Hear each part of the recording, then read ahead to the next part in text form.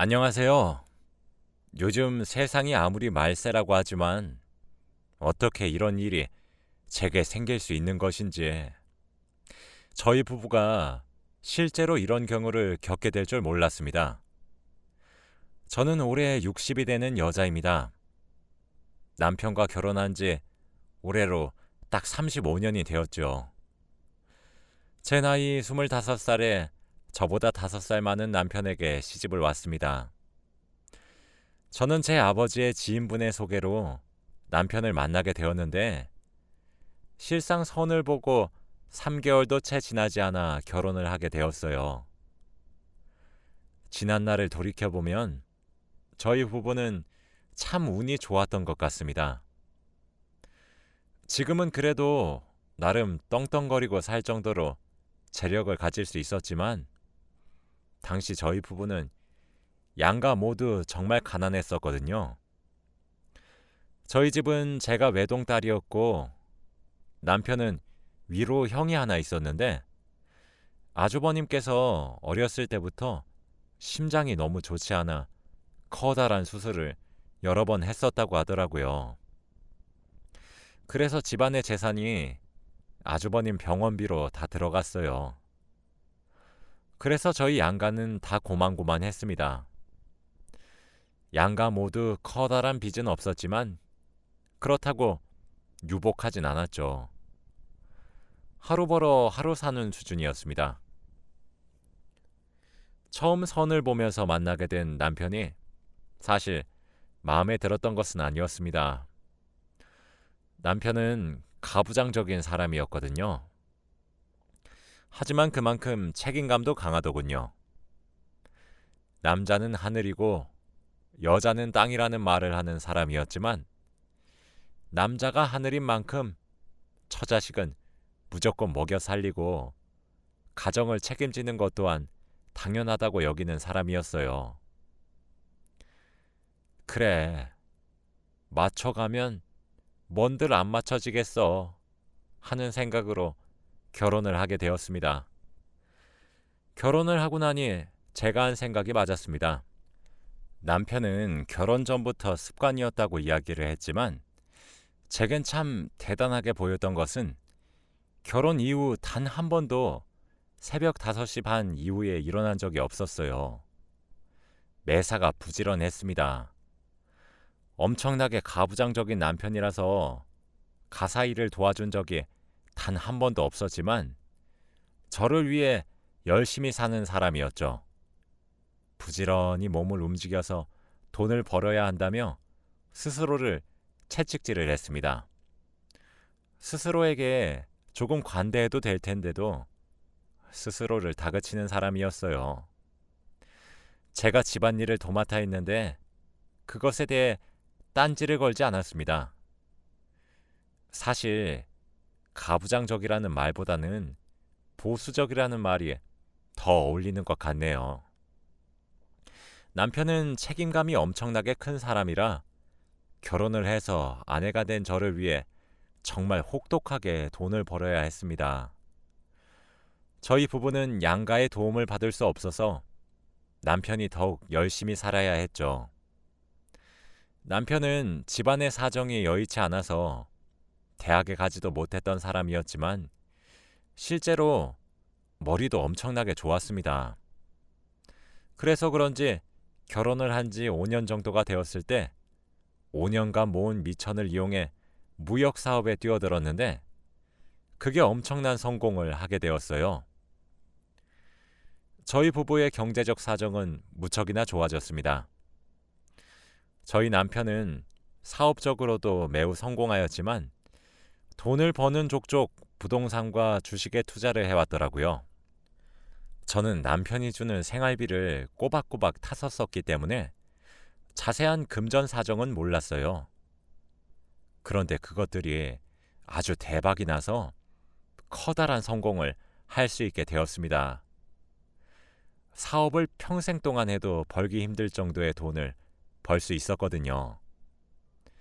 그 돈으로 남편은 아주버님의 병원비와 시댁의 생활비를 줌과 동시에 저희 친정도 함께 도와주었죠. 남편은 무뚝뚝한 사람이었지만 아내의 가족도 자신의 가족과 다름없다며 도와주었죠. 그런 남편의 마음 씀씀이가 정말 고마웠습니다. 그 이후 전 임신과 출산을 반복하면서 슬하에 아들 둘을 두게 되었어요. 시댁에서는 저와 결혼을 한 이후 남편이 잘 풀리는 데다가 아들까지 순풍순풍 낳으니 복덩어리라며 저를 참 많이 아껴주셨습니다.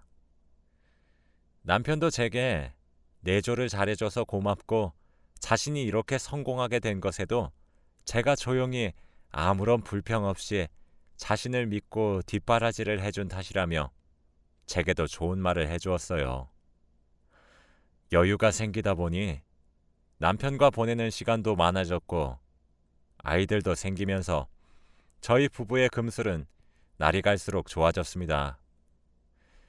저희 부부가 자라왔던 시절은 가난해서 하고 싶은 것들을 마음껏 해보지 못했기 때문에 아들들에겐 아낌없이 지원을 해주고 뒷바라지를 해주면서 행복하게 살았어요. 그렇게 시간이 흘렀어요. 첫째는 어느새 30살이 되었고 아버지의 사업을 물려받기 위해 바쁘게 살고 있고, 둘째는 올해 28살로 남편의 회사에서 형을 도와 함께 일을 하고 있습니다. 아이들은 우애도 좋았고 정말 잘 자랐습니다. 부유한 집안을 과시하지 않고 저희 부부가 교육을 잘 시켜서 금전적인 개념도 잘 가지고 있었죠. 저희가 절약과 검소함을 정말 강조했었거든요.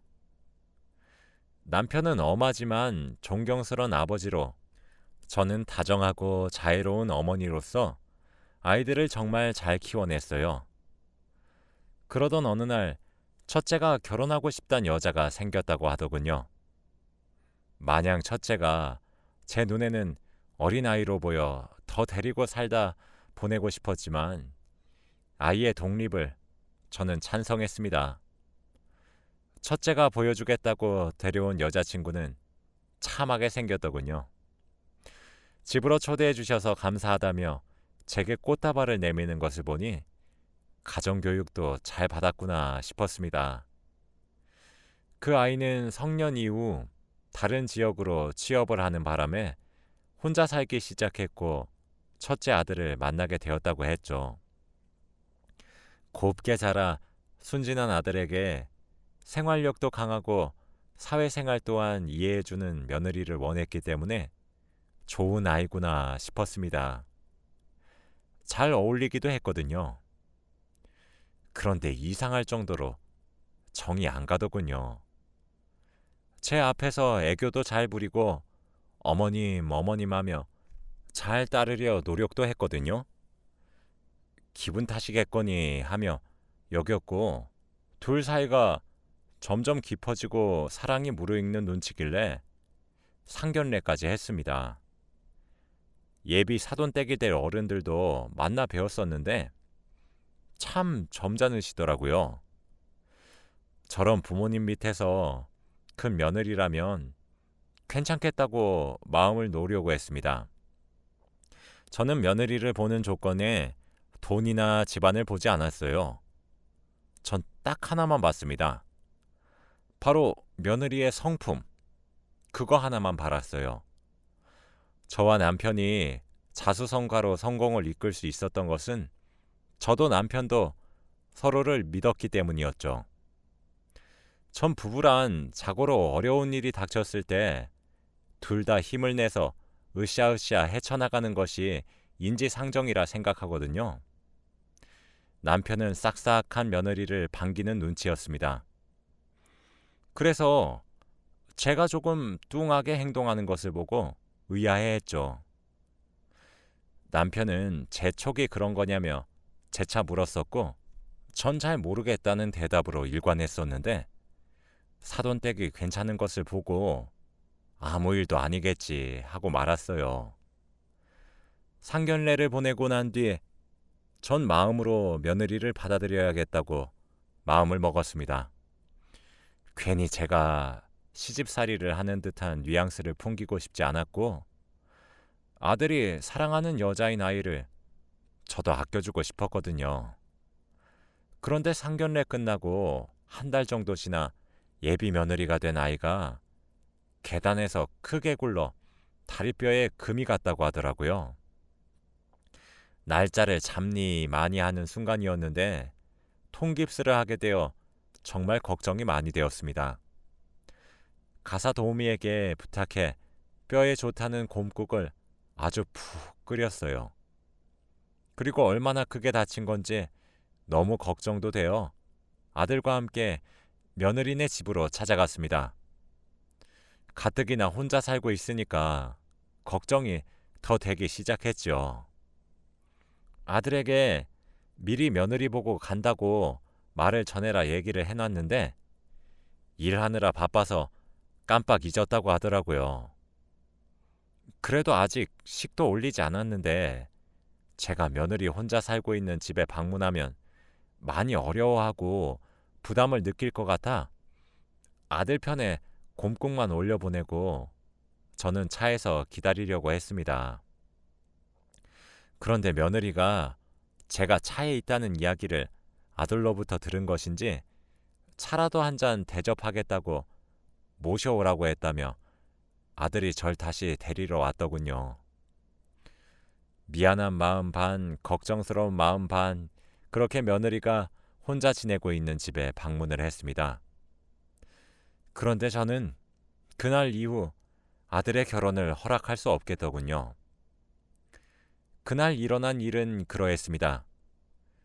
전전긍긍한 마음으로 며느리네 집에 도착했고 며느리가 현관문을 열며 저를 맞이했을 때 미리 말을 했는데 전달되지 못한 것에 대해 저는 사과도 했지요.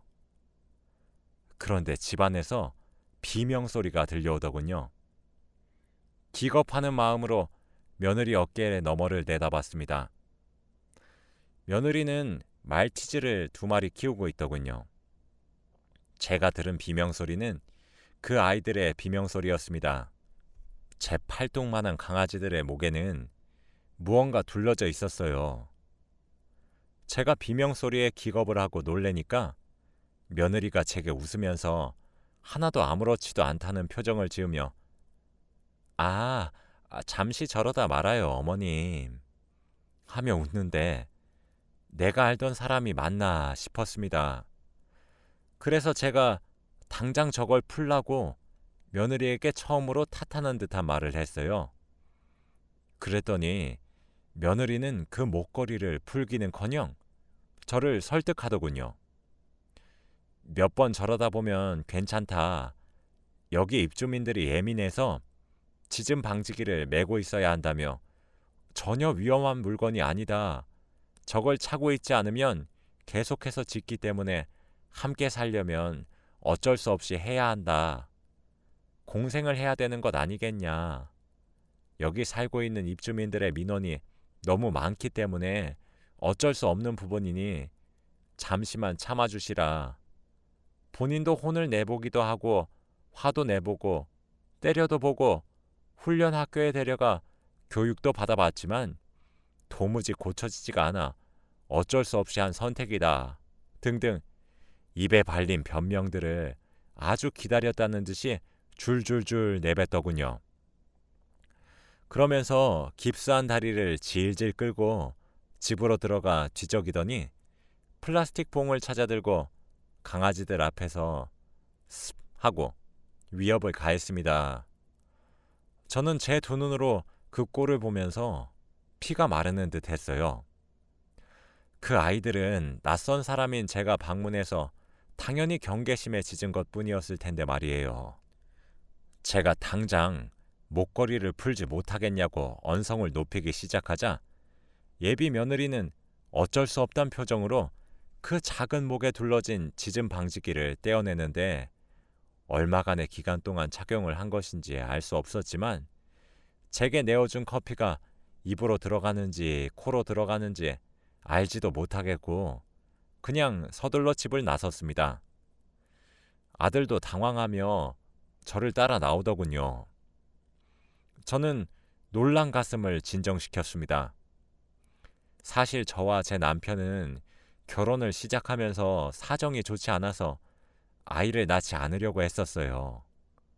처음에는 말이에요. 그래서 아이들 대신이라 뭐 하지만 강아지라도 키워보는 것이 어떻냐는 남편의 제안을 전 받아들였고 저희 집에 진돗개 2마리를 함께 키웠습니다. 품종이 좋은 것도 아니었지만 제 자식과도 같은 그 아이들을 제가 힘들 때나 슬플 때, 물론 기쁠 때도 함께 했죠. 아이를 임신한 이후에도 어찌나 기특하던지 갓난아이와 함께 두어도 오히려 보호하려 들었지 해치려고도 하지 않았습니다.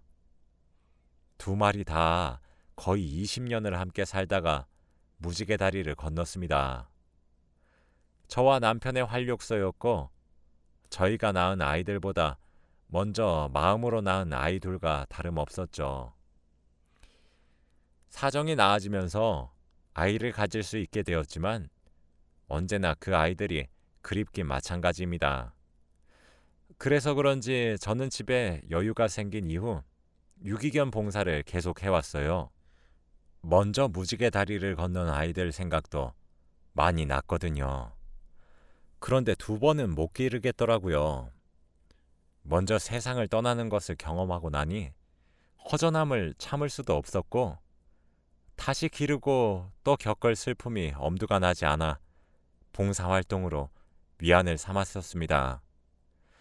그래서 제가 말 못하는 짐승들에게 무척이나 약해요. 그런데 제 예비 며느리가 될 사람이 학대도 그런 학대를 하고 있으니 너무나도 충격적이더군요. 저는 아들에게 저런 성품인 것을 알고 만났냐고 하니 아들조차도 저렇게 깨갱거리는 모습은 처음 봐서 자신도 크게 놀랐다고 합니다.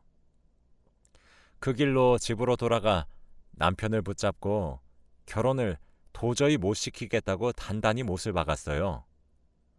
항상 남편에게 제 의견을 크게 주장하지 못했던 제가 그렇게 단호하게 며느리로 받아들이기 싫다 하니 남편이 눈이 휘둥그레져서 왜 그러냐 물어보더군요. 아들이 옆에서 방금 겪어온 일을 말해주더니 남편도 생각에 잠겼습니다. 일제강점기 일본 순사놈들도 아니고 어떻게 사람의 가죽을 쓰고 그렇게 잔인하고 못된 짓을 말 못하는 짐승에게 할 수 있나 싶었죠. 저희 아들이 진행하려고 했던 결혼에도 예비 며느라가는 혼수만 겨우 해옵니다. 집도 저희가 해주고 식부터 시작해서 모든 것들을 저희 집에서 해요. 오죽했음 예비 사돈댁에서 몸만 가는 것 같아 죄송하다 했을까요? 그렇게 기우는 결혼임에도 결혼을 찬성했던 건 마음만은 따뜻한 사람일 거라고 생각했고 제 아들이 보는 눈이 틀리지 않았을 거라 생각했어요. 그런데 그것도 아니더군요. 남편은 제 말을 듣더니 본인도 제 의견을 따르겠다고 했습니다. 그러면서 아들에게 그랬어요. 당장 네 마음 정리해라. 지금은 우리의 결정이 너에게 커다란 불만을 가져올 수 있다. 그런데 말이야, 부부란 자고로 서로 신뢰하고 아껴줘야 한다. 내가 이렇게 커다란 성공을 이끌 수 있게 된 것은 물론 내가 열심히 노력한 대가이기도 하지만 네 어머니의 공도 매우 커. 한 사람의 뒷바라지를 묵묵히 수십 년간 할 수 있는 사람이 어디 흔한지 아니? 네 엄마는 가진 것 없는 예비 며느리를 받아들이려고 했어. 이것저것 조건도 재지 않았고 그 이유는 단 하나란다. 나와 네 엄마는 성품이 고준 여자를 며느리로 받아들이고 싶지 그렇게 잔혹한 성정을 가진 아이를 받아들이고 싶지 않다. 물론 네가 성인이 되었으니 어쩔 수 없지만 굳이 꼭 그 아이와 결혼을 하겠다면 회사는 네 동생에게 물려줄 거다. 라고 말이에요. 하지만 첫째 아들도 저희의 마음을 알게 된 것인지 본인도 그런 광경을 처음 봐서 놀란 것인지 시간을 조금 달라고 한 뒤에 자기 방으로 들어가더군요. 전 다음날 예비 며느리였던 아이에게 전화를 했습니다. 내가 가진 것 없이 시집을 와도 환영을 했던 이유는 하나였어요. 나와 내 남편이 며느리를 보는 조건은 딱 하나, 성품이었기 때문이죠. 내가 젊어서 고생했는데도 남편을 존중하는 이유는 내 남편이 보수적인 면은 있어도 성품이 올곧은 사람이고 책임감이 강한 사람이기 때문입니다. 우리가 이렇게 나름대로 부유함을 누리고 살 수 있을 때까지 얼마나 많은 고비가 있었는지 아나요? 그 모든 역경과 고난을 겪으려면 배우자의 성품이 가장 중요해요. 그래서 성품, 그것 딱 하나 봅니다. 아무리 내 배 아파 낳은 자식이어도 내 눈에 차지 않을 때가 종종 있어요. 그렇게 사랑하는 내 아들도 완벽한 아이가 아니라서 남의 자식이 이렇니 저렇니 따질 입장은 되지도 않는다고 생각하며 살아왔습니다. 그런데 아무리 생각해도 어제 그 아이들이 질렀던 비명소리가 잊혀지지 않아요. 이 결혼은 다시 생각해 주었음 해요. 어제 남편과 충분히 상의했고 아들도 생각을 해본다고 했으니 둘이서 잘 끝내길 바랍니다. 말 못하는 짐승이어도 감정이 있고 생각이 있어요. 미안한데 결혼은 없던 일로 하기로 해요. 라고 말이에요. 일방적으로 전화를 하고 제 할 말만 하고 전화를 뚝 끊었습니다. 그 이후로는 며칠은 그 아이가 직접 집으로 찾아오더라고요. 억울하다고 말을 하면서요. 합법적으로 인터넷에서 판매하는 물품이고 사랑하고 있는 아이들인데 자기가 어떻게 했어야 했냐고 울면서 제게 따졌어요. 그 광경을 목격한 아들 손에 끌려 나갔습니다. 그리고 사돈댁이 되었을 뻔한 집에서도 전화가 오기도 했어요.